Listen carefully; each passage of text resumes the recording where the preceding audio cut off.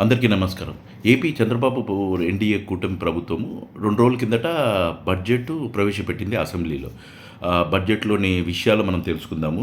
Budget అంటే మనందరికీ తెలుసు. బడ్జెట్‌లో చూపిచ్చేది ఒకటి, యాక్చువల్‌గా ఎక్స్‌పెండిచర్ అంటే ఖర్చు పెట్టేది అనేది చాలా వ్యత్యాసం ఉంటుందనేది గత బడ్జెట్‌లలో మనం చూశాము. సరే, ఈ బడ్జెట్ కూడా ఇప్పుడు చంద్రబాబు, పవన్ కళ్యాణ్, బీజేపీ ఎన్డీఏ కూటమి ప్రవేశపెట్టిన ఈ బడ్జెట్ కూడా చాలామంది చాలా సీరియస్‌గా తీసుకోవట్లేదు, నమ్మట్లేదు. ఎందుకంటే ఇంకా 5 నెలలే ఉంది. 5 నెలల్లో ఇంత పెట్టారు. అంటే దాదాపు వీళ్ళు పెట్టిన బడ్జెట్ ఏంటంటే రూ. 2,94,427 బడ్జెట్‌లో ప్రవేశపెట్టారు. సో, ఇంత అమౌంటు ఇప్పుడు ఇంగా 5 నెలలే ఉంది కదా! డిసెంబర్, జనవరి, ఫిబ్రవరి, మార్చి వరకే. సో, మార్చి వరకు ఈ 5 నెలల్లో 5 నెలలు, 5 నెలలు అనుకుంటే 5 నెలల్లో ఇంత ఖర్చు పెడతారని చాలామంది. ఒకసారి దీంట్లో నిన్న డిబేట్‌లో కొంతమంది ఇంటలెక్చువల్స్, తర్వాత కొంచెం ఎకనామికల్ అనాలిసిస్ చేసేవాళ్ళు చెప్తున్న మాట ఏందంటే ఈ బడ్జెట్ గురించి. ఈ బడ్జెట్‌లో రూ. 2,94,227 బడ్జెట్ ప్రవేశపెట్టారు. గడిచిన అంటే ఈ ప్రభుత్వం కొత్త చంద్రబాబు గారి ప్రభుత్వం వచ్చినప్పటి నుంచి ప్రభుత్వానికి వచ్చిన రాబడి ఈ 6 నెలలకు ప్రభుత్వానికి వచ్చిన రాబడి 68,000 కోట్లు. అంటే వివిధ రూపాలు ఏంటంటే జీఎస్టీ ద్వారా 23,541, స్టాంప్స్ అండ్ రిజిస్ట్రేషన్ ద్వారా 3,979 ఒకటి, సేల్ ట్యాక్స్ ద్వారా 8,587 కోట్లని చెప్పి, తర్వాత ఎక్సైజ్ డిపార్ట్మెంట్ అంటే మందు, వైన్ ద్వారా 8,079 కోట్లు, కేంద్ర వాటా కింద 14,504 కోట్లు, గ్రాంట్స్‌లో 4,848 కోట్లు, నాన్ ట్యాక్సు అవి 2,292, ఇతర ట్యాక్సులు కలిపితే 2,442. ఈ రాబడుల మొత్తము మన ఆంధ్రప్రదేశ్‌కి వచ్చే రాబడుల మొత్తం అన్నీ కలుపుకుంటే దాదాపు 68,000 కోట్లు అని చెప్పి గడిచిన ఈ ప్రభుత్వం వచ్చినాక 68 కోట్లు రెవెన్యూ వచ్చింది, ప్రభుత్వానికి ఆదాయం వచ్చింది అని చెప్పారు. ఇంకా మిగతా 6 నెలలకు కూడా కలుపుకుంటే ఇప్పుడు 68,000 కోట్లు వచ్చింది.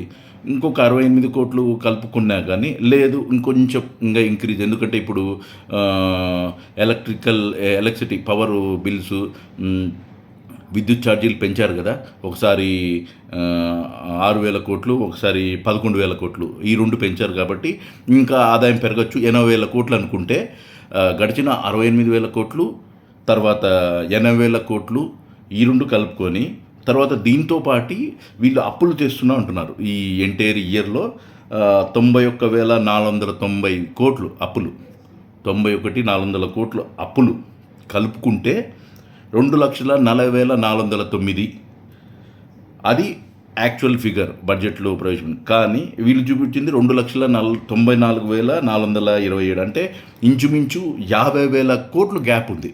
ఇది అప్పులు యాడ్ చేసి కేంద్ర వాటాలు, తర్వాత గడిచిన 6 నెలలు వచ్చింది, తర్వాత రాబోయే 6 నెలలది కొంచెం గడిచిన దానికంటే డబల్ వేసినాం. 68,000 కోట్లు ఉంటే 80,000 వేసుకున్నా కలిపినా కానీ 2,40,000 అవుతుంది.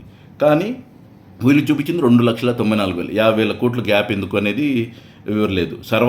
ఓకే, ఇది ప్రవేశపెట్టారు. తర్వాత దీంట్లో ఎంత ఖర్చు పెడతారనేది ఈ చూపెట్టడం ప్రతి ఒక్క ప్రభుత్వము చూపిస్తుంది. చంద్రబాబు ప్రభుత్వం కూడా గతంలో 2,53,500 కోట్లు ఉంటే ఇప్పుడు వీళ్ళు కొంచెం ఎక్కువ చూపెట్టాలి, ఎక్కువ ప్రజలకు ఇచ్చే నెంబరు బాగా కనపడుతుంది కదా. యాక్చువల్లీ బడ్జెట్ అంటే అందరికీ తెలిసిన ఒకటే మాట, అంకెల గారెడి అనేది ప్రతి ఒక్కరు నేను చెప్పాల్సిన మనం గతంలో మన పెద్దలు చెప్తున్నారు.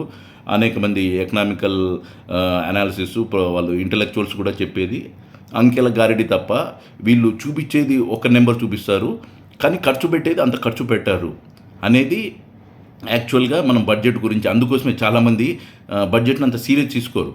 అది మనము మన ఏ ప్రభుత్వమైనా, చంద్రబాబు ప్రభుత్వం కానీ ఏ ప్రభుత్వమైనా బడ్జెట్ను సీరియస్ తీసుకోవాలి. ఒకటి రైతులకు ఇంత పెట్టామంటే అంతే ఖర్చు పెట్టాలి. కానీ అది వీళ్ళు చూపెట్టడము 40,000, 50,000 కోట్లు చూపిస్తారు, అక్కడ ఖర్చు పెట్టేది 5,000, 10,000 కూడా ఖర్చు పెట్టట్లేదు. సో అందుకని బడ్జెట్ మీద చాలామంది సీరియస్ తీసుకోరు.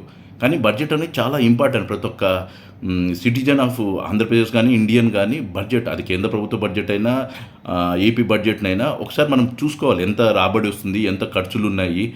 ఈ ప్రభుత్వము కొంచెము 2,94,000 అంటే నమ్మశక్యం కాకున్నా గానీ తప్పదు. ప్రభుత్వము ప్రవేశపెట్టింది. మనము నెక్స్ట్ మార్చ్, ఏప్రిల్ తర్వాత అప్పుడొచ్చే బడ్జెట్‌లో వీళ్ళు 2,94,427 కోట్లల్లో ఎంత ఖర్చు పెట్టారనేది మళ్ళా మనం డిస్కస్ చేద్దాం.